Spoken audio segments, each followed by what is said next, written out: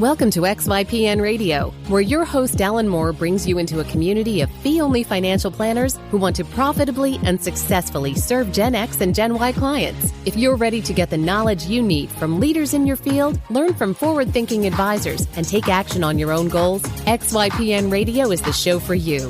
Here's your host. Hello and welcome to this episode of XYPN Radio. I am your host, Alan Moore, and I'm excited to have XYPN members Taylor and Kailie on the show today. Taylor and Kailie are sisters and are in the process of buying their father's financial planning practice. Both took non-traditional paths to financial planning and gained a ton of valuable life experience in the process that they're putting to good use in their firm. We talked about their decision to buy out their father's practice, the transition that they made to a new firm and away from their father's previous RIA, the structure of the buyout, how they split tasks between them, and more. They're going through a ton of change and evolution, and it was fun to catch them in the middle of all of that as they're making decisions about what they want the firm to be as it matures. The big focus for both of them is they want to maintain the flexibility to travel and are making decisions about how to grow and build the firm to support that ideal lifestyle. What highly repetitive tasks are you doing that take up your time and keep you from seeing more clients? Tasks like data input, building financial plans, document organization, and more? What if all of these tasks were done by a trained professional who could complete them with quality, accuracy, and efficiency? Valenta BPO provides virtual assistant and paraplanner outsourcing solutions specifically for financial advisors and the financial planning industry. Check them out at valentabpo.com to see how they can help you do more of what only you can do. You can find any of the additional resources that we mentioned during the episode at xyplanningnetwork.com/146. Also, be sure to go to xyplanningnetwork.com/VIP to join our private group just for XYPN Radio listeners. It's the community of advisors we've all been looking for that's there to provide support when we need it the most. Best of all, it's free. I encourage you to check it out. Again, that's xyplanningnetwork.com/VIP. Without further ado, here's my interview with Taylor and Kailie. Hey, Taylor and Kailie, welcome to the show. Thanks so much for being on. Yeah, thanks for having us. So this is the first time we've had siblings on. And as I said in the intro, it's really cool just the story that y'all have. So Maddie had filled me in a little bit on some of the work that y'all have been doing, and I am thrilled to learn more. So obviously y'all have taken a little bit different paths to end up at the same point. So just give you both the opportunity to tell me a little bit about sort of your career path and how you ended up here. So Taylor, we'll start with you. Sort of where did you know financial planning was the direction you wanted to go with your career? I did not know that.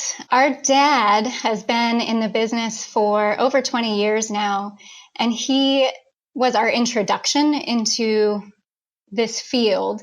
But when I went away to college, I went into business school. He approached me at some point with the idea that maybe I would want to consider financial planning as a career. And I really didn't understand what it was at the time, to be perfectly honest. And so what I really wanted to do was go try my own thing, have my own career. So I ended up working in Seattle after I graduated from college for about 8 years. And really through that, I did some corporate work. I was a consultant and then a project manager at big companies. I really started to appreciate the idea of financial planning and just what it does for individuals. Having to make my own decisions about retirement planning and how to allocate savings and all of those types of things was really helpful. So as I started looking at the job that I was in and trying to figure out what my future might look like, I did like where I was, but I couldn't really picture where it would go in 10 years or so. So I was pretty fortunate in that my husband and I are from the same hometown, and we decided that because we had this really cool opportunity that my dad had brought up years prior, and we did eventually want to move closer to home to potentially start a family, that we would make our way back home. So we were in Seattle. We're from Vancouver, Washington. It's a 3-hour drive. It's not far, but it's just far enough where it's inconvenient to just do a dinner or something like that. So we decided we wanted to move back, but we also decided we didn't necessarily just want to pack up our things and go directly home. So both of us worked until we were able to put together applications to do the Peace Corps. We did the Peace Corps for 2 years as a way to bridge the gap between corporate life in Seattle and then rebuilding a new life in Vancouver, Washington. And so I had known I wanted to come work with my dad. Again, having the exposure through his experience and his description of his job, and then understanding from an individual perspective the value of it. And eventually we landed in Vancouver, Washington about a year and a half ago. We have since bought a house. We have since started this business. Life is pretty good. That is awesome. Where were you served with the Peace Corps? We served in Kyrgyzstan. It's in Central Asia. It's a pretty small country. I bet 80% of our listeners, 95% of our listeners could not spot that on a map or get within 3 countries. It is a very random place to end up. Well, it was a pretty fun part of our journey, in that one of the things that was appealing about Peace Corps is you really can let them plan the whole thing. We wanted to take the opportunity to really take a break from being on a straight path and just go where we wouldn't have picked to go for vacation. And to be honest, neither of us had heard about Kyrgyzstan before we ended up living there for 2 years. So we did a lot of research, and now we know quite a bit about it, but it's totally understandable that it's not on everybody's radar. You know, I also appreciate that I and both of you and any of our listeners that will have kids, it's just a great reminder that our kids will have no idea what we do for a living until they get their first paycheck. And then they'll be like, oh, now I get it. So I'm afraid of like career day, because I don't know what I don't get to be the firefighter or the police officer. So I'm going to have just like a super boring story to tell my kids' class. So on that note, Kailie, so what was sort of your path? Was it similar to Taylor's or a different winding path for you? It was totally different. I was never approached to join the family business. Airing the dirty laundry. Here we go. Because they just didn't think that that's where my interests lie. And that is because I went to school for international studies. My original dream job was to join the State Department and work on U.S.-Cuban relations. And so I went and did that for a long time. So I actually graduated college in 2009, which was a terrible year to graduate. There were just really no jobs. So what I ended up doing was moving down to Mexico, and I got my certification to teach English down there, and I actually lived down there for 3 years. And during that time, I got married to my husband, who's originally from Cuba, and that was kind of the course. So for the first few years after college, my trajectory was nowhere near financial planning. But I did have to do personal financial planning. I was, earning Mexican pesos, really having to figure that out. And it really doesn't go very far. And traveling home was hard. It was, 10 times more expensive to get a flight. So anyways, that's where I was for a while. And I came back to the US with my husband, and I went to grad school in New York, still focused on, international things. And I got my dream job and just realized it wasn't what I had hoped it would be. For me, at least, what I liked about that was, making a difference in the world. And in the job I had, I didn't feel like I was.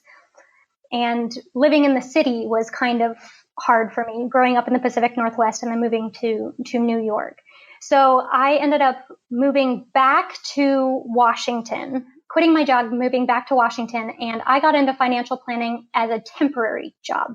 It was never intended to be anything. So, you ended up taking a job in financial planning. What about financial planning, I guess, made you realize that maybe this was a career you actually wanted to stick with?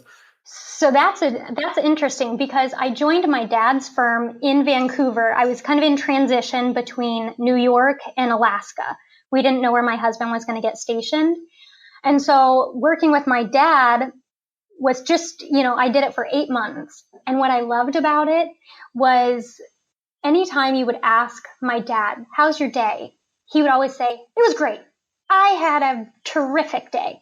And that's kind of how I felt working at his office. We were making a difference every day with all the different clients we met. There were, problems that had to be solved, and we would find solutions to them. So it was really fulfilling. So just to be clear, so what was the timeline? Like, Kailie, when did you join your dad's firm?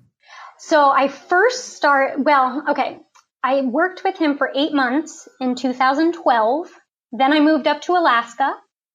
And I worked at 2 different places up there while I was there for 3 years. And then I just moved back to Vancouver in August, and I worked remotely for the Alaska firm through the end of the year.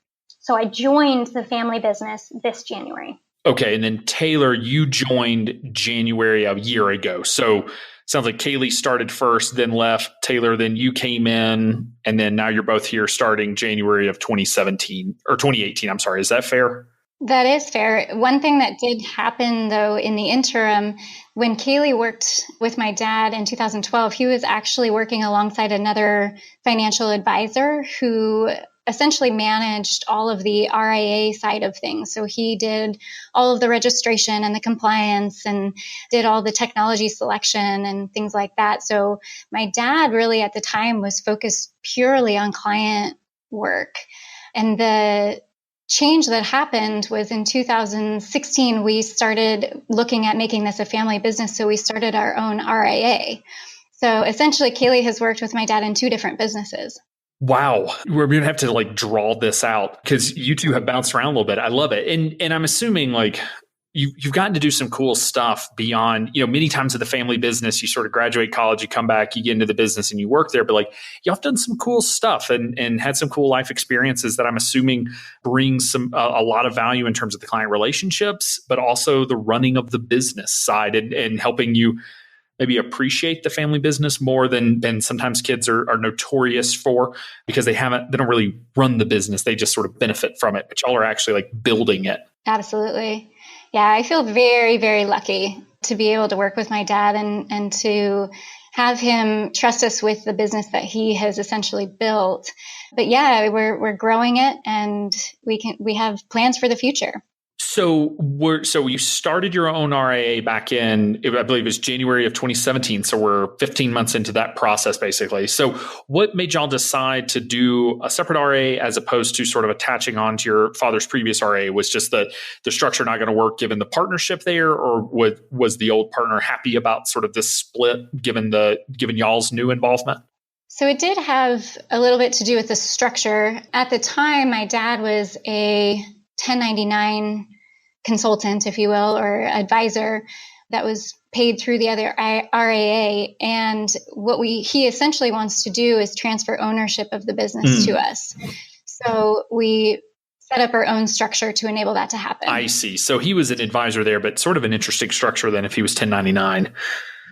Okay. So, but he had a broker-dealer relationship, it sounds like, not broker-dealer, but he had someone sort of running the RIA. So then y'all got started and sort of built it all yourselves. Was he able to bring over existing clients, or did y'all really start from scratch?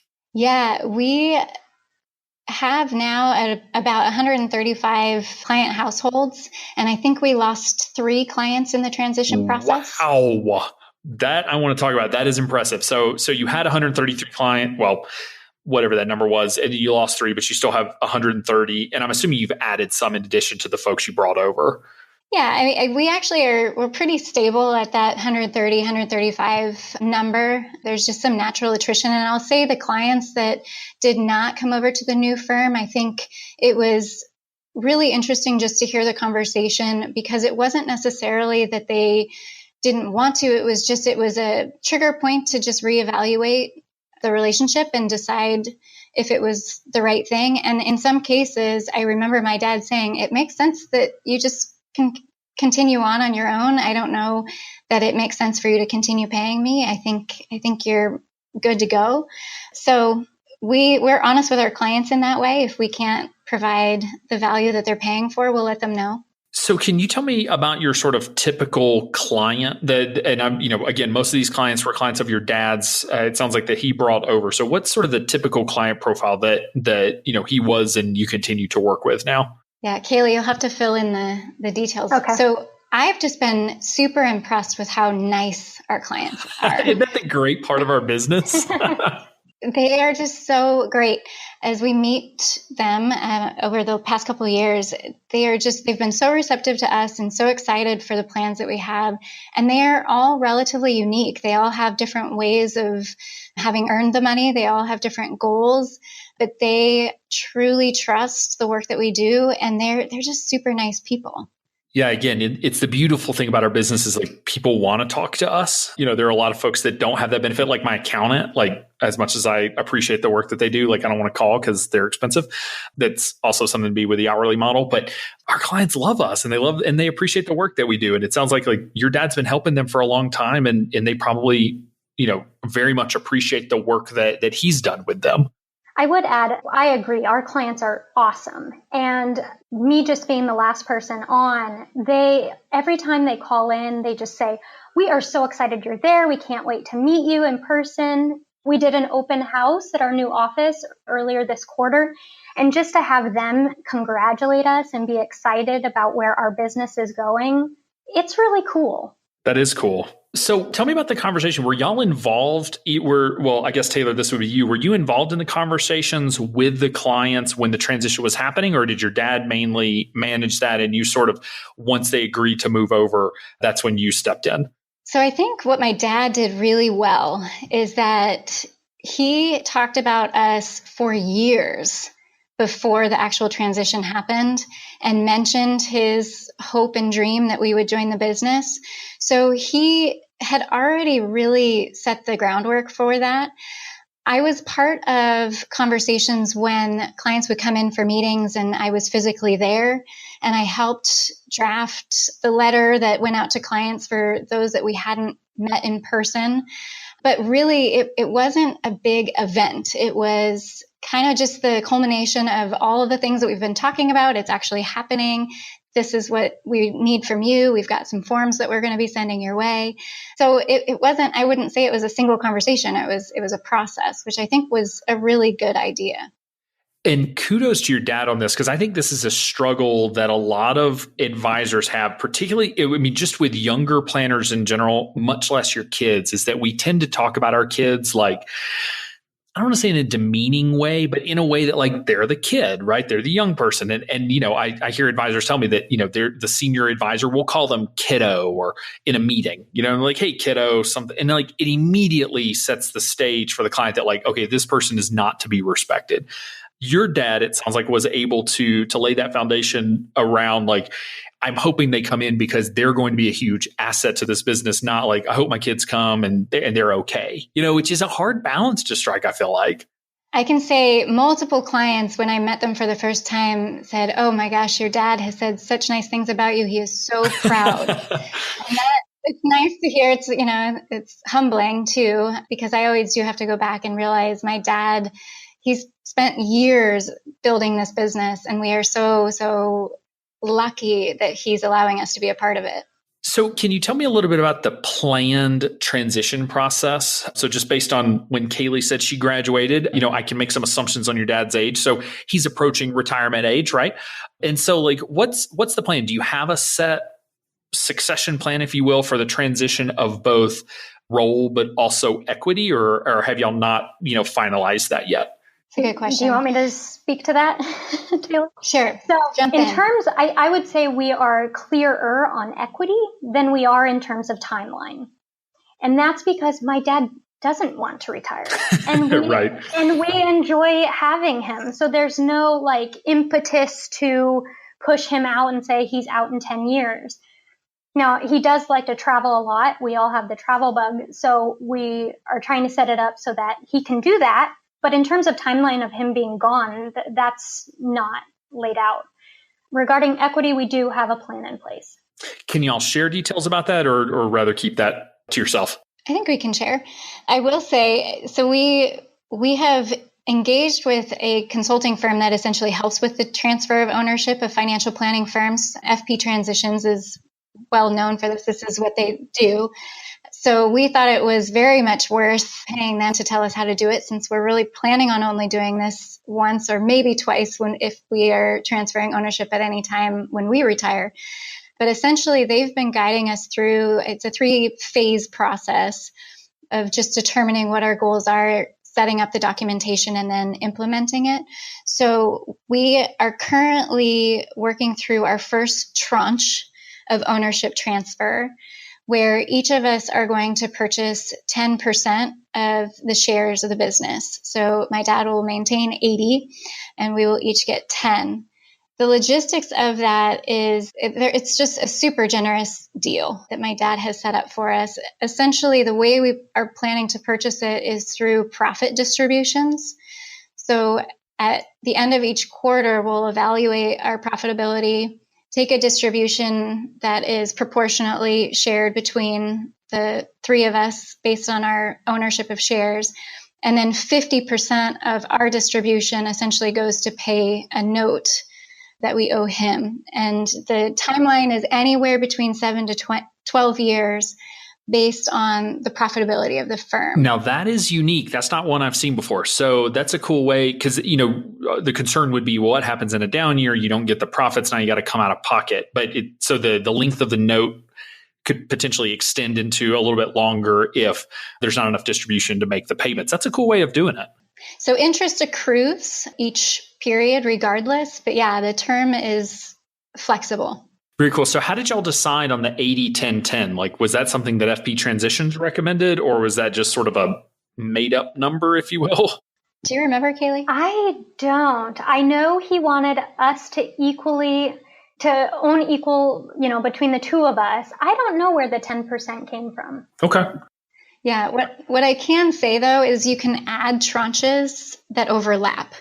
So I think the initial tranche was, if I were to guess, it was a recommendation from FP Transitions to essentially get the process started so that we could get some of the transaction underway and figure out how is it going. And we can add a tranche this year or next year or not, depending on how quickly we're able to pay off this tranche. So you're anticipating 5 tranches, like just basically 20% each tranche, or will they get bigger? Do you have a structure for that yet? We haven't decided. I think we go tranche by tranche. And I think one of the things that's been in the back of our mind is whether we ever truly will have 100% ownership, at least in my dad's lifetime. There is a part of us that really wants him to be involved for the duration. No, that's a great point, that buying from your dad is different than buying from, your mentor potentially, because there is a point where you're just sort of like ready for them to be done and out.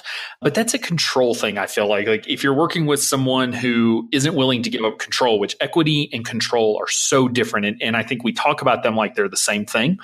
But your dad can turn over control of the company and not sell you any equity. He can also sell you as much equity as he wants and keep all the voting shares. With his 1% remaining ownership, he can keep voting shares and keep you from having any control. So it's like there's sort of two pieces of that. And it sounds like from what you're saying, your dad is doing it in a healthy way and actually, handing those pieces off. But I like the idea of the tranches because most of us, before we've run a business, have never had to evaluate like the profitability of our business and actually run a P&L. And like you're sort of being forced to, dive in headfirst into business ownership and learning that because, of all the tracking and all the financials and stuff that you're having to do, like it's a great introduction to, business decisions that you're going to have to be making for the long term. Absolutely.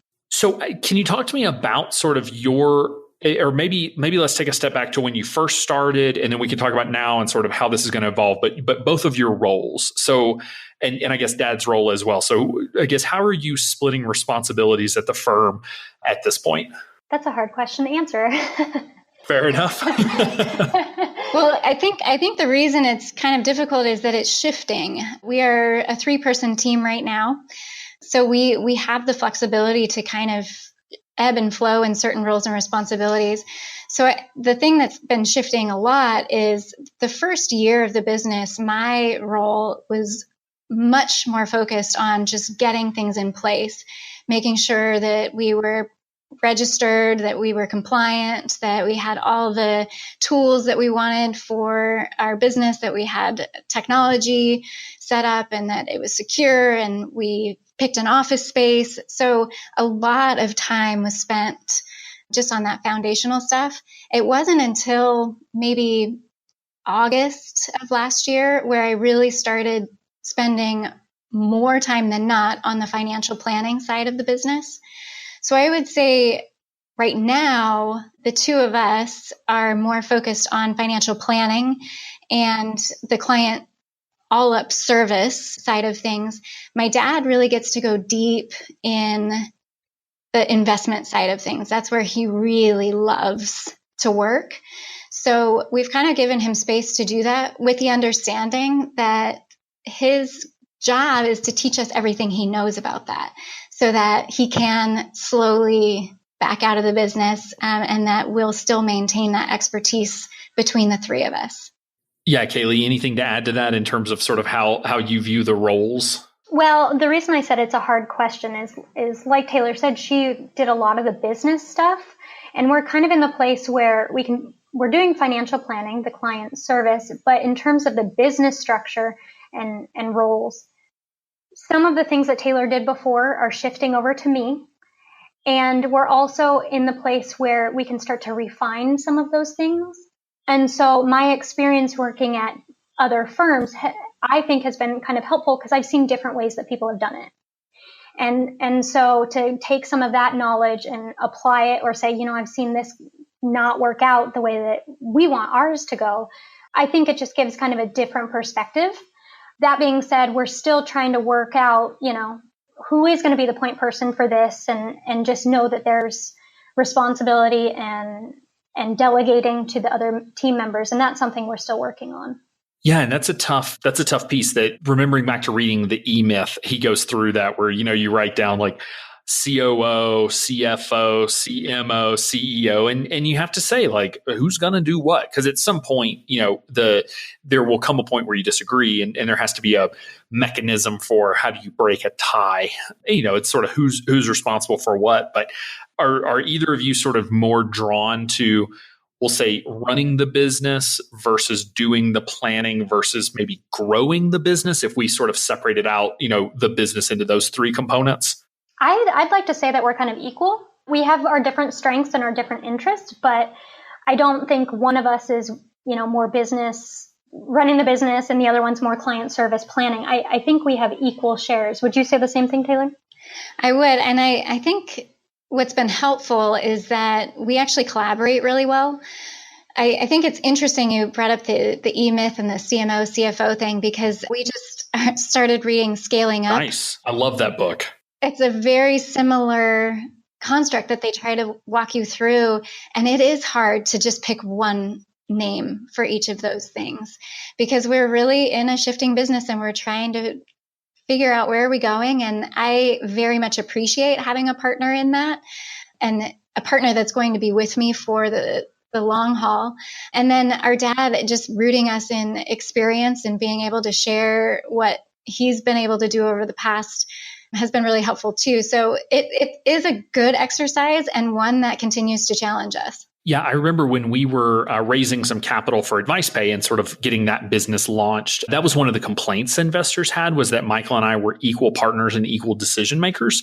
And they don't like that. So a lot of investors hate partners because they want a single person that's accountable, that can make all the decisions. And for me, like, I need that partner. I mean, Michael's my secret weapon because we balance each other out so well. And so like, I'm a huge fan of having a partner that ultimately has some different strengths than you do, but that you respect and trust to help, that when Michael puts his foot down on something, I may not agree with it, but I trust him enough to know that if he's putting his foot down, like there's something there that I need to respect and just let happen. And I'm assuming, y'all sort of in that same position where it's like, you can be better with a partner than trying to do it all solo. Yep. I think it's well said. So just so I'm clear, so Dad's doing a lot of the investment stuff, and then are y'all really taking the lead on the planning relationships at this point?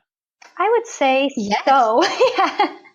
I mean, yeah, it's a good question, right? Because again, a lot of these are existing clients that had existing relationships, but when we do updated financial plans or any planning type work, we do tend to take the lead on that side of things. So are you both working with all of the same clients, or have you started to sort of split the clients and saying, Taylor works with one, Kailie is lead on another? That's an interesting question. We haven't broken it out that way yet, but it's turning into that in the sense that the clients we interact with, we like to continue interacting with them. So, in the beginning, Taylor had more exposure to clients, but as they come in and just calendars are the way that they are, they're getting exposure to both of us, but we try to keep the contact person the same. So even if both of us are working on the planning and doing things for the client, if it's a client that Taylor has met in person and emailed with, it makes more sense for them to receive an email from her if she's available. Okay, that makes sense. Yeah, I mean, I'm catching you in the middle of a lot of transition, so I appreciate your honesty around like we just don't know yet, and a lot of this is like it will evolve and change. I'm just curious to see sort of where y'all's head is at on how this is going to work going forward, because obviously it's working. It's just figuring out what's going to be most effective. Yeah, and there is something nice about it being organic. Like Kailie said, there is something about availability. There's something about the relationship that's already been established. And then there's the ability to say, Kailie has really great experience doing this type of financial planning for this type of client because she saw a lot of that type of work in Alaska. This is a really good one for you to now step in for. So it is working. And I think we'll continue to talk about how do we figure out how to move forward. We do also want all of our clients to feel comfortable talking with all of us because they are clients of the firm and we are a team. And, if Taylor's not available or if my dad's not available, I want that client to feel comfortable being able to talk to me about whatever it is. And hopefully at that point I can solve the problem or work with them until all the team can get back on board. And we're small enough where we can do that. So are you both sitting in on all meetings together, or are you doing meetings solo at this point? We typically have two people in every meeting, whether it's our dad and one of us, or for our newer financial planning clients, a lot of times both of us will sit in without our dad. We like having the second ear, if nothing else. And then also it's another way to get interesting questions out in one meeting. We tend to see things a little bit differently. So having two perspectives in the room really does end up saving us some time. And we end up after the meeting saying, wow, that was a really good question. I hadn't thought of that. So we do like working in teams a lot. So what is sort of the growth plan? Obviously, you have a successful business. If you wanted to just push stop, you could, because everyone's making money and you've got the clients. But it sounds like you're bringing on new business. So, I mean, what's the overall growth plan that you both see for sort of the direction that you want to take the business? Do you want to take a stab first, Taylor? Sure. I was going to say we talked about this a little this morning because I think it's a great question for us to continue asking ourselves. And Kailie, you're going to have to share what you said this morning because I thought it was well articulated.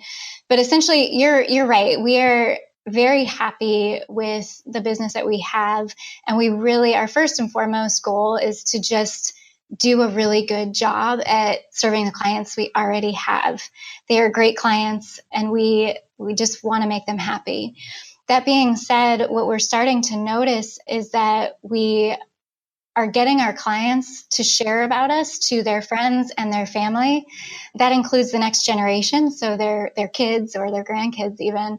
And we are so thrilled for that. So right now, we're really trying to be open to that and making sure that we articulate that we are taking on clients who don't necessarily meet an asset minimum, that we have other offerings and are happy to give financial advice. And then one of the things that really is new, we added service offering that wasn't previously a part of the firm. And this is right up the XYPN alley is we started, or the previous business was asset management and there was an hourly service offering. We have added comprehensive financial planning. And what we'd like to see is that we start tipping the scale to be a little bit more balanced between AUM clients and comprehensive planning, financial planning clients. So I think that's part of, it's not necessarily long-term, but just the direction we'd like to head. Yeah, Kailie, I'd like to hear your thoughts on this. I agree with everything that Taylor said. We were talking this morning about, our big, hairy, audacious goal and what does that look like? And with that, it goes hand in hand with growth of how big do we want to get? And I don't think that's our goal right now. I don't think we're proactively going out and finding clients. They're finding us if they're a good fit. And I think right now that's where it works because like Taylor said, we just want to be really good at what we do. And if our clients want to go out and say great things about us and tell their friends and their friends come, fantastic. But our goal is, travel is a big part of our lives. And we want to be able to build this business with that in mind, that we build our team to be efficient and streamlined to the place that if, Taylor wants to go travel around Asia for a month, we can do that. We can continue the business without her. Or if my dad wants to go somewhere else, he's got a trip to Egypt coming up. He can go to Egypt and we can still function well. So our growth is focused more on that than number of clients or anticipated revenue. That's not really where our heads are right now. Can you share with me your BHAG? Like where's y'all's head at on the BHAG? Like what's the goal that, is potentially unreachable, but that's out there, that's sort of the vision you see for yourselves? Along the lines of what Kailie said, one of the things my husband and I have really wanted to work toward after we were traveling and living internationally for a couple of years is we really do want to build a life where we're able to go and live in another city for 1 to 2 months a year and be working, but just have a different home base. And we want that to be a lifestyle, a way that we actually get to live year over year. So from my perspective, if we can do that to the point where we are still making everybody very happy with our service and we're connected really well as a team, I would love the opportunity to essentially explore the world by living in it. And that's across the board. Everybody on our team right now, that's kind of the lifestyle we want to have. Yeah, I think it's really important to call out the fact that a BHAG doesn't have to be growth. It doesn't have to be $1 billion, company or $100 million in revenue. Like your BHAG can and should be focused around the life you want to live, so that the business matches those goals. And that's the difference between building a business that supports your great life versus building an enterprise, which, an enterprise may support your great life. So there's nothing wrong with building that, but that's not everybody's goal. And being very clear and continuing to revisit that conversation. Listeners hear me say this all the time. Like, if you don't stay focused on where you want to go, you will build the wrong business.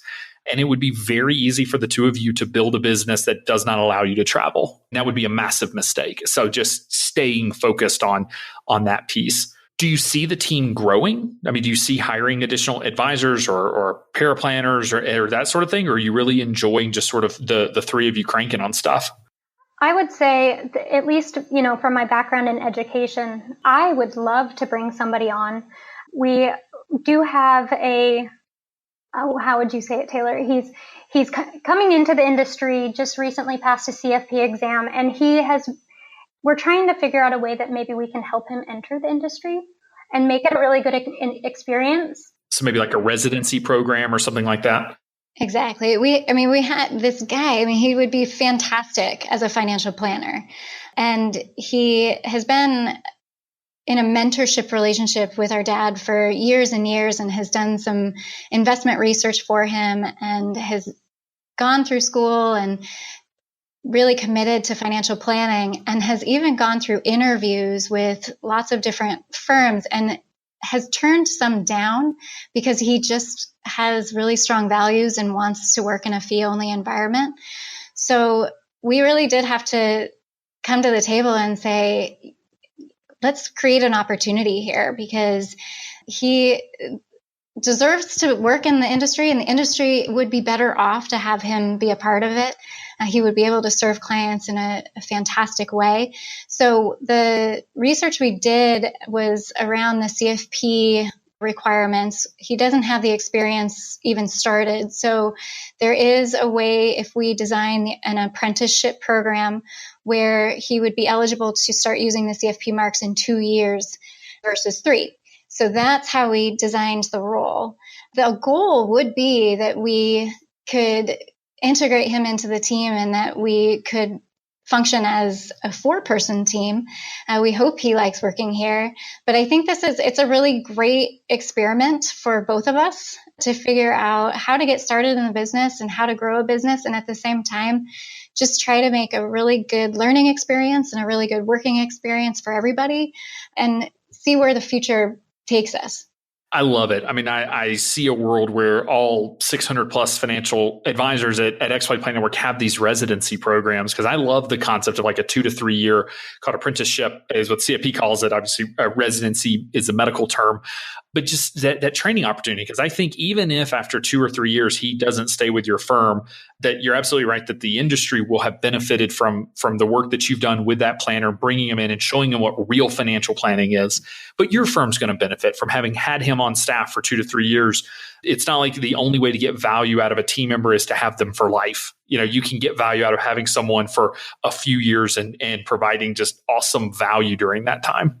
Right. I mean, we enjoy when he just comes by and says hello. So you're right.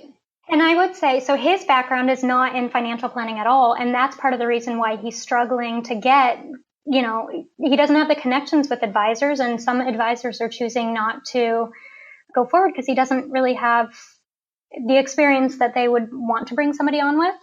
But we value that experience that's totally from a different industry. And, he can teach us a thing or two about things we don't know.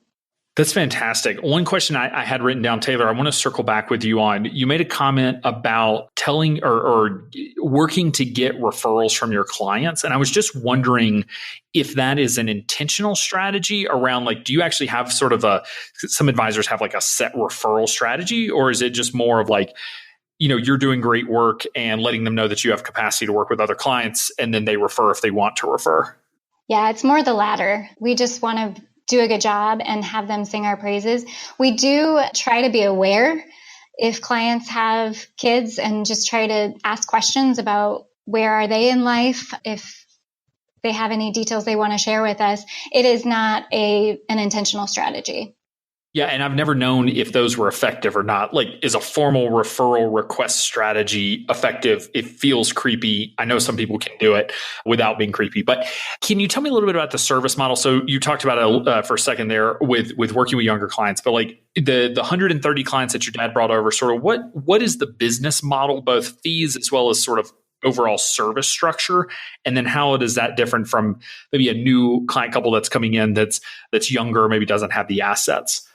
Sure. So the existing clients, it's a pretty traditional model where there's a $100,000 minimum for investment management, and then there's a tiered percent of assets quarterly fee. So that's pretty straightforward and very similar to many other firms.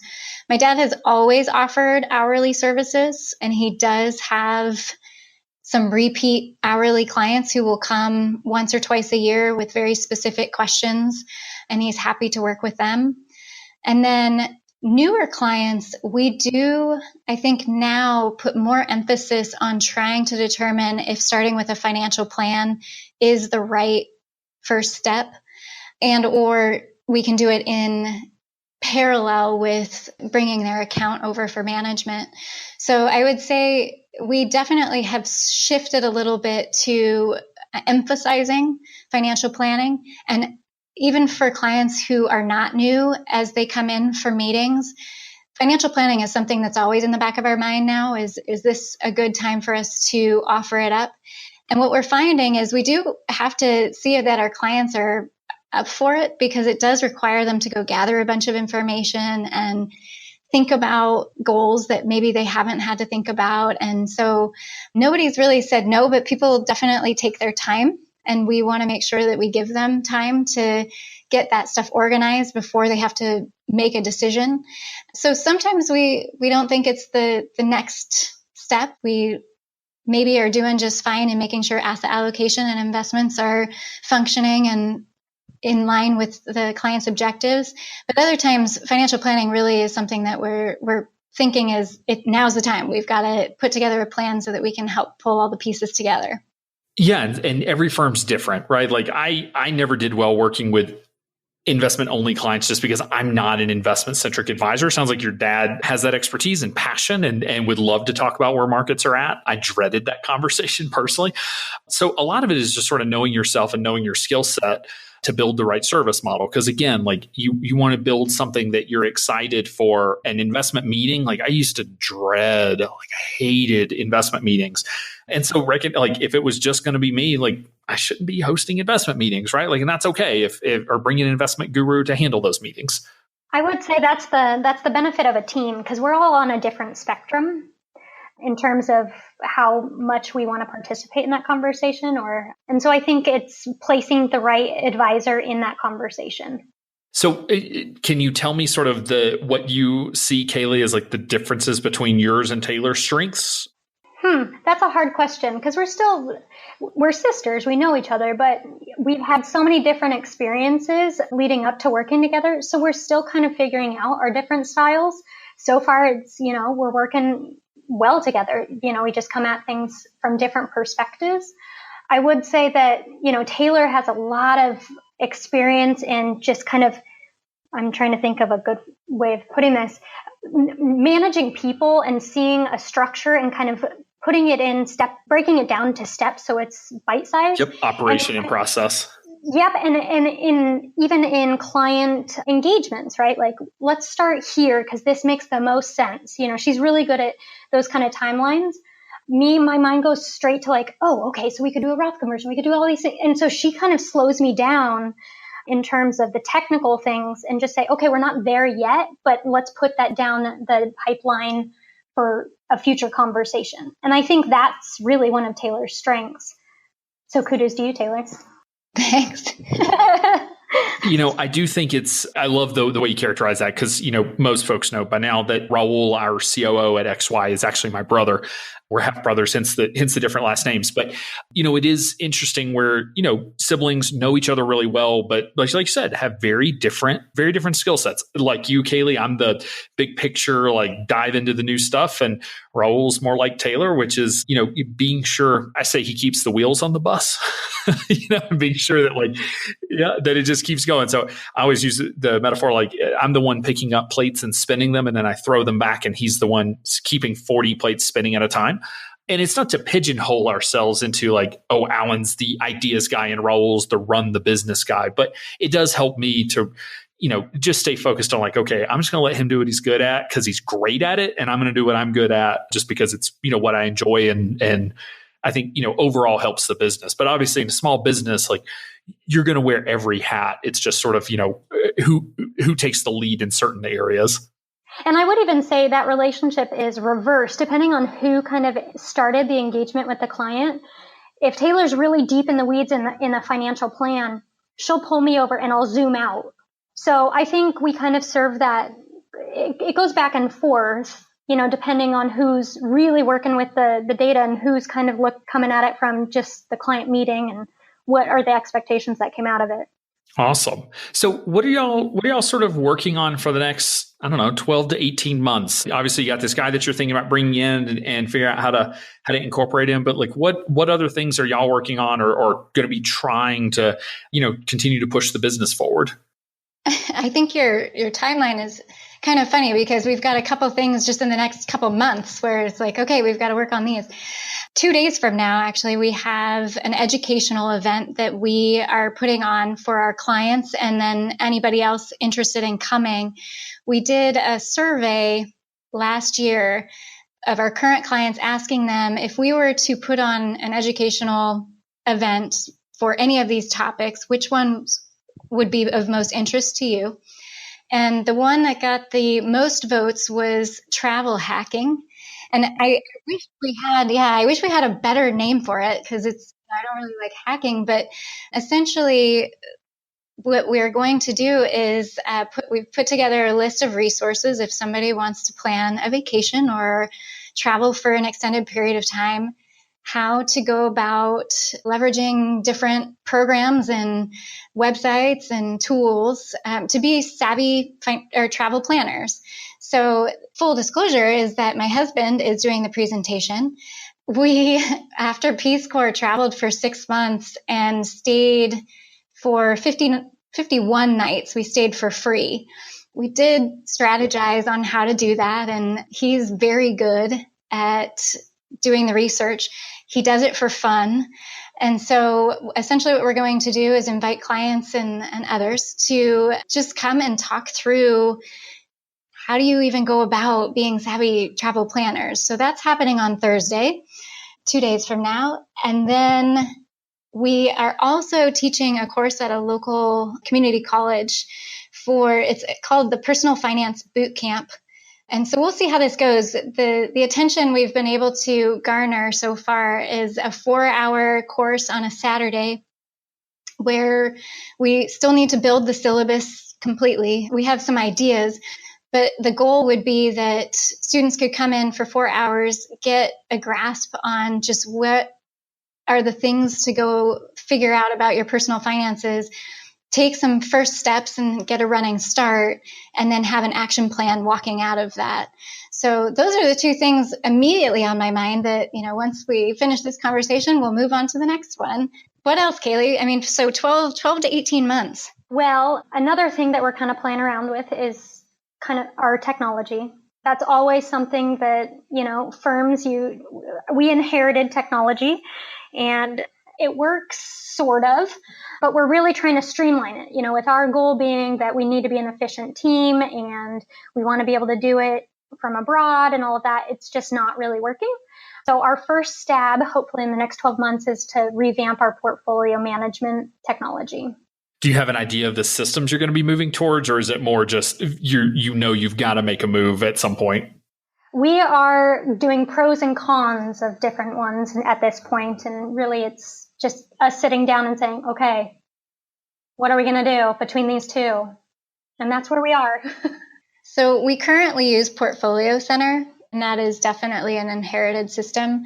And the two we're going between, and XYPN has been pivotal in giving us information on both. We're thinking either Advise-On or Orion. And they're both great. We're trying to turn over the different functionality. Where are we headed in the future? What kind of investment do we want to make now? Because the price difference is significant. So we've talked to a lot of XYPN members who are familiar with both, and we're still kind of doing the decision process, but it's been very helpful to be able to reach out to people who have experience with each system. You do know you're getting calls from the sales rep at both companies. Like, you don't want to use an Advise-On. Come on. No, no. And those are big decisions. Like I said, I mean, we end up, the fact that people are still using Portfolio Center, no offense to the company, but like that thing hasn't been updated in a decade. And like just the fact that you can have a piece of software survive a decade and still have a bunch of users without making any updates just shows how hard it is to leave, and just that it is a painful process. It takes a lot of time and it's expensive, and you got to learn a whole new system. And like Portfolio Center's working most of the time for what you need. So it's like, is it really worth not just the financial, but because both of those systems are expensive, but like just a time commitment. And so it is a big decision, which I'll be interested to hear which direction you end up going, because they're distinctly different systems. I think the time versus money is really our decision point right now. And we haven't gone beyond that. That's where we are today. Intern project right there. No, give that to the new guy. Like, we'll teach you financial planning, but you have to convert us to Orion. So as we're sort of coming to a close, I'll ask you both the question that I love asking at the end of these episodes. So Kailie, we'll start with you. If there's one piece of advice that you wish you could go back and give your younger self, sort of that one thing you've learned that you wish you could, that you had learned sooner, what do you think that one piece of advice would be? You know what? I constantly feel like I'm fighting time, and I don't think I understood that even some experiences, whether they're good, bad, industry related or not, I'm learning through all of them, and it's all been valuable. And so to not, even if it's a hard day and I feel like I'm not making any progress towards where I think I'm headed, it's still worthwhile to kind of trudge through that, because, my experience in New York has influenced how I do things today, and my experience in Alaska, same thing. So kind of enjoy the ride, and just remember those experiences and take note of, I like this. And no, I don't ever want that to be something that I want to be part of. And keeping those in mind as you start making decisions as business owners. It's fair because it's so easy. It's something about the entrepreneurship mindset is like, it's so easy to be looking to the next thing, or maybe it's that as planners, like we're always looking at what's next, how do we get there faster? It's just sort of that mindset, but it's okay to just like chill out and enjoy yourself and enjoy what you're doing and not always be just looking at the future, which is a struggle for me as well. All right, Taylor, I gave you some extra time. So yeah, to think about it. Well, it's funny. I'm sitting here envisioning all the 40 plates spinning, right? So essentially, when I think about this, it's something that I would go back and tell myself, and it's something I have to tell myself still today, is things get done when they are supposed to get done, essentially. So the reason I bring that up is I feel like at the beginning in the first year, there were so many decisions that needed to be made and so many things that had to be put in place that I would look at my to-do list and feel like I was never getting through it. And so I would just be rewriting the same list, and all of the items would have little ticks of progress, but they were never finished.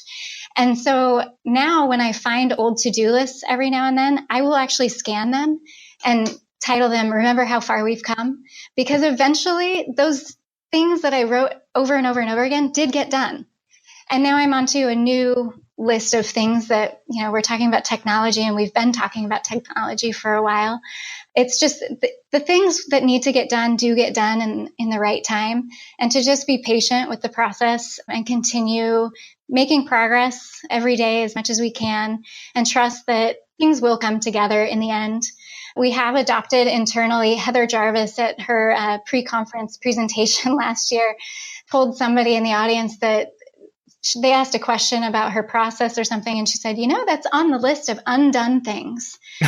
And we have totally adopted that and used it for our own, and just say, we don't have to-do lists anymore. We just have lists of undone things, and we will get to them, and they will get done, but maybe not today, and that's okay. Just curious, do you have a way of tracking a task that you've accomplished at this point? Like, do you have a system for doing it, or is it more just, sort of keeping a mental eye on it? A little bit of both. I am a fan of paper still for to-do lists. There's something really nice about being able to physically check it off. It feels so good to check that off when it's done, though. I know. That being said, we do have Trello lists that we've maintained for bigger things that you can't just check off, right? Things that kind of are multi-phases and not clear about how we're going to move forward. And those are kind of fun to go back to and say, oh my gosh, we did figure that out.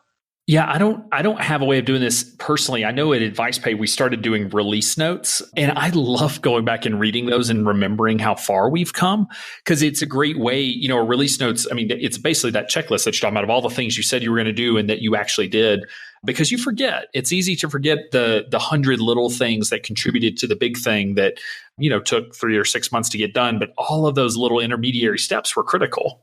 I would say, so when I moved into this office space, this is Kailie speaking, by the way, I found a folder that Taylor had done during their annual kind of team offsite.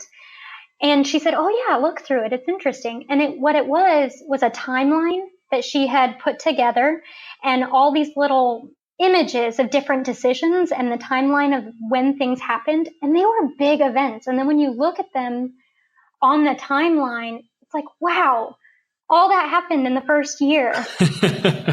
Just think how much you can get done in the next 20 years. Yeah. So I think just that being, something that we incorporate in every annual offsite is going to be a good reminder that, we're working towards something awesome. I love it. I hope there's a way of doing like where you can start connecting the timelines, because it'll be so cool to see, over time, all the stuff that you've been able to accomplish just for the business and for yourselves, and, really appreciate the building of the business that, again, supports your great life. And, you can put the trips that you do on there, because if the, pictures from that will reinforce the fact that, hey, we built this business so that in February I could go to, Cambodia for a month, and here it is sort of on there. But well, thank you both so much for taking the time to come onto the show. You've had such a unique path and buying your dad's firm, but it sounds so awesome, and really thrilled to hear the success that y'all are having and we'll continue to have. So thank you both. Thank you. Thank you.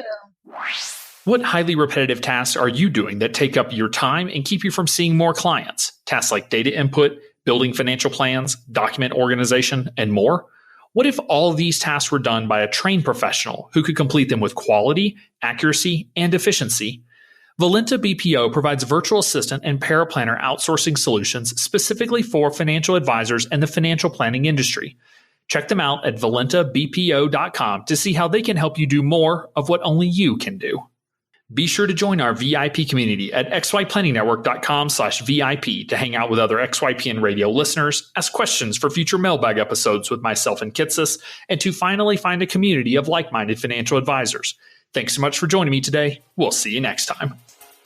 You're not alone, and you're not crazy. It's scary starting, building, and growing your own financial planning firm. And that's why we put together a free private community just for you, the Cutting Edge Financial Planner. Go to xyplanningnetwork.com/VIP or text XYPN Radio to 33344 and join a network of thousands ready to change the lives of Gen X and Gen Y clients.